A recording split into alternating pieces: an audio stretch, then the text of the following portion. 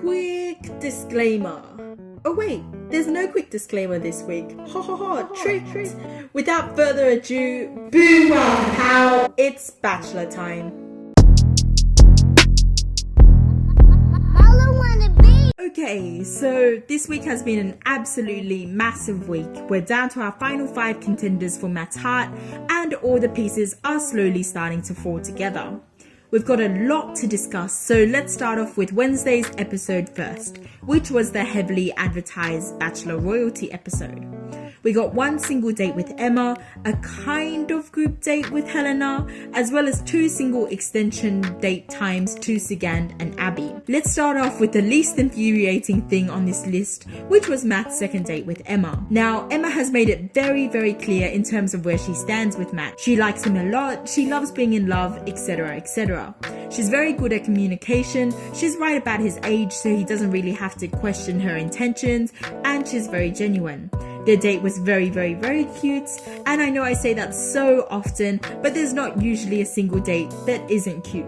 We'll get back to Emma and her future for the rest of the season in just a little bit, but let's move on to the Bachelor royalty group date thing. A couple of notable things before the dinner portion of the day occurred, but Matt, when talking to Maddie J, mentioned the hometowns and talked about how people who don't actually tell the truth will be caught out by things that they've told their family, which might be a bit of foreshadowing, given the point I said about Abby last week, which I will reiterate later in this video. Next, Maddie J asked Matt if there were any frontrunners in the group, to which Matt said there was, but things have kind of changed. I think this is a pretty important point. Given that the top 3 has allegedly been leaked, it's interesting that Ellie, who has been labelled as the frontrunner by every single other girl and has won the hearts of the nation, is not in the final 3.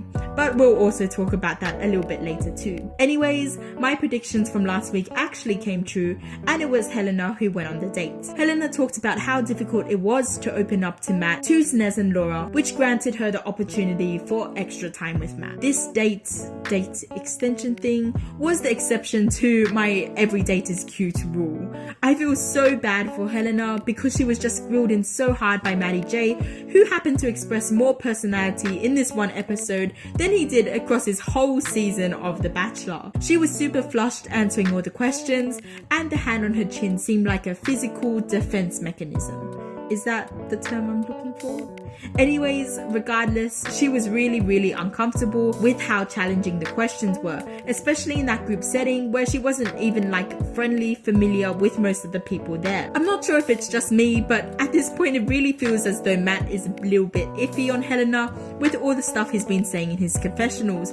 One minute he's saying, oh, I can see a future with her. The next he's like, I don't know if I can see a future with her because she's so hard to read. I mean, all of this could be taken out of context, but he's wearing the same shirt in these confessionals where he's saying these things, so it's hard to really piece it all together.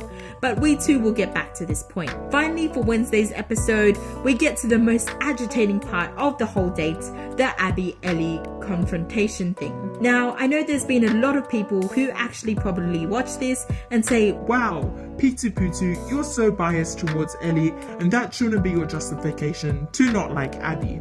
Well, first off, I can kind of choose to not like Abby for whatever reasons I want, but I will give you a quick list of everything that doesn't really pickle my tickle when it comes to Abby that doesn't have to do with Ellie. First off, she can snitch on Monique to Matt on something Monique said in a private conversation that didn't include her, but she chooses not to snitch on Rachel, who talked about her Plan B plans directly to her. Next, she can snitch on Monique for her interpretations of what Monique said, but she thinks it's selfish that Sigand, Ellie, etc. snitch on her for their interpretations of what she's said. Thirdly, and most importantly, she victim cards and manipulates everyone. The fact that she's going after her man or whatever is completely fine, but if you're all living together, you should have some type of respect towards each other. She's not only manipulative towards the girls, but she manipulates Matt too. Apparently, everyone has forgotten that in one of her very own confessionals, she talked about how marriage wasn't even an option for her. She could care less. She literally said those words on national TV with her very own mouth, yet people still question if she's actually a liar when it comes to her talking about marriage. I could understand if this was all down to editing or whatever, but it's not. Abby's saying these words with her mouth, with her literal mouth. So the audacity of her to write paragraphs on how she shouldn't be shown in one way or another is ridiculous. It's kind of hard to argue that the words Ellie is selfish and jealous and should let me have the time with Matt can be taken out of context. Now, I don't disagree with the fact that Abby's stunning, intelligent, and obviously knows what she's doing, but she doesn't really fit in with the attributes Matt is looking for. So when everything airs out on TV, even if they were hypothetically to end up together, then they probably wouldn't stay together unless Matt was willing to compromise everything he stands for. But then again, so have bachelors, bachelorettes in the past. But anyways, back onto the show. This wasn't only agitating because of just Abby, but this scene, event thingo, marked what I would say is the beginning of Ellie's downfall. Ellie is a great girl with a lot to offer, but snitching is the spot of death for any bachelor contestant. Chelsea, Helena, everyone else has expressed their discomfort with Abby, but none of them have chosen to say anything for a reason. It's great that Ellie's standing up for herself, and I fully support that decision, but when you begin to use your very limited time with the bachelor, your group dates, your single dates, and your single time talking about someone else, that's when you begin to paint a picture in the bachelor's head that you really don't want to paint. Now that that's talked about, let's move on to Thursday's episode. We were given the 3-minute long disaster date with Helena, a group date and single extension time to Chelsea, and that random confrontation thing later on in the episode. Let's start with Helena. Now, a big 1-2 right off the bat of her very intense questioning from Maddie J. Helena is forced to make a 10-year plan with a man she's probably spent 7 hours in total with. Helena is obviously very overwhelmed, especially given that she's never been in love, never been rejected, etc. I think it was very unfair of Matt to do this to her after knowing her reservations, but I guess he makes it up with the moon portion of the date. Helena, finally alone with him and not under the pressure of making a life plan with him, is able to finally open up a bit more and say the key words of I think I can fall in love with you, making Matt extremely happy. Next, we have the group date and date extension with Chelsea. There's a bit of a pattern here with it being closed off at first but eventually opening up that really gets to the bachelor. Chelsea really deeply opens up on the group date in front of everyone, and she really shows Matt how confident in herself she is in the extension time given. This, I think, is a very important chat. The winner's music was playing in the background, the shots were so scenic, everything about this chat marks that this is probably the chat that gets Matt to start falling in love with her. By this point, I think it's pretty clear that Chelsea is the winner, even to me, a big Ellie stan, but I have to give it to her. Chelsea is one heck of a lady. Finally, to round this day off, we have Ellie's little confrontation with Matt. Matt by this point is beyond whipped. Like, come on, you've literally been told by multiple goddamn people that Abby's here for not the best reasons, and he's still keeping her around. To be honest, Abby at this point in the game is probably the girl that Matt has the strongest feelings for. However, this isn't that uncommon that the true villain of the season sticks around for a bit of a while. Bill, Luke P, the list goes on. But they do get exposed at one point or another. However, I do have a bit of a revision to that rough timeline that I made in last week's episode.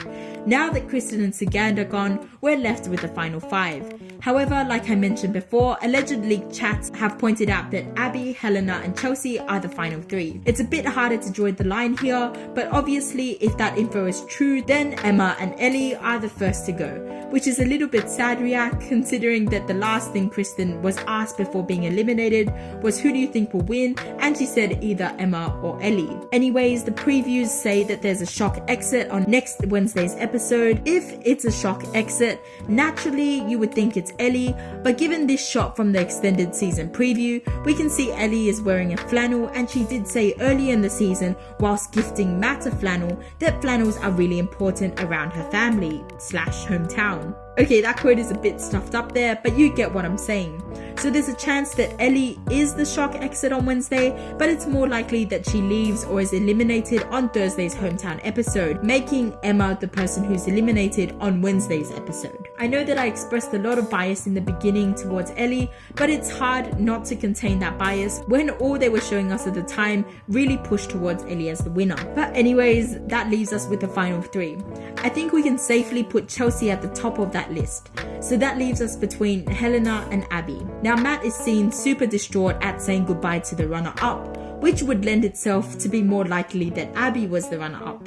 He even seemed to imply that he has had enough of everyone bashing Abby in an interview with Fitzy and Whipper. But at the same time, I still hold to the idea that Matt was told something at Hometowns that didn't line up with what Abby has said to him, and wanted to see if he could work through the lies and stuff before the final 2. I think that he decides he couldn't, which is why Abby is seen sobbing very, very hard in this preview. Though this is probably a bit more of a meh theory, and it could still be that Abby is in the final 2. Now again, this is all a very, very, very rough timeline of possible eliminations. I may be completely 100% wrong, but that's my newly most educated guess. But before we go, I wanted to talk about the possibility that Chelsea and Matt are no longer together after the final episode. Now, it's no secret that Matt really likes Abby at this current point in time. Abby and Chelsea are basically at the opposite ends of the spectrum on the way they handle things, the things they prioritize, how they communicate, and who they are in general, like in terms of extroversion/introversion, etc. Also, there was all that controversy with Matt saying, "Hey, I pick a girl from the show," instead of saying something along the lines of, "I'm still with the winner." There's also that thing where Chelsea was asked by Laura what she liked about Matt, and the first thing she identified was that they had the same job, which is not really the best thing you could identify in that situation. There's also everything Matt said in interviews post-show occurring. He went from saying, "Yeah, the girl I'm with watches the show, and I just have to constantly give them reassurance that she's the one I want," to then saying he's not entirely sure if she's been watching the episodes. To be fair, this could all just be Matt being his usual cryptic self, so I guess we'll just have to see how everything pans out from here on in. But yeah, that's all for this episode, and I'll see you in the next one. Adios amigos! Okay, hi, so it's future P2 here, and I just wanted to come back and give a quick revision to what's been said in this video with some more updated information. So, it turns out it's confirmed that Ellie is the next person to either leave or be eliminated, because photos have come out showing the top 4 hometown dates, which don't include Ellie. Which means that the hometown heartbreak that's been alluded to in the previews is not Ellie, but on further inspection is in fact about Helena, given the fact that what both Maddie and Helena are wearing on the date matches the preview where Matt is seen running about really distraught. Now, Helena has been allegedly confirmed for the top 3. I say allegedly so much because it's harder to prove that chats are real, but given that she's been allegedly confirmed for the top 3, obviously the heartbreak thing must be a bit of a fake out. Maybe on the date Matt decides that he really actually likes Helena and is trying to battle through that because he has such a hard decision. I'm not too sure, but we'll just have to watch and see what happens. Adios amigos, for real. Hey yo, it's P2 here, and just coming back to make sure you subscribe. Haha, just kidding. Haha. Unless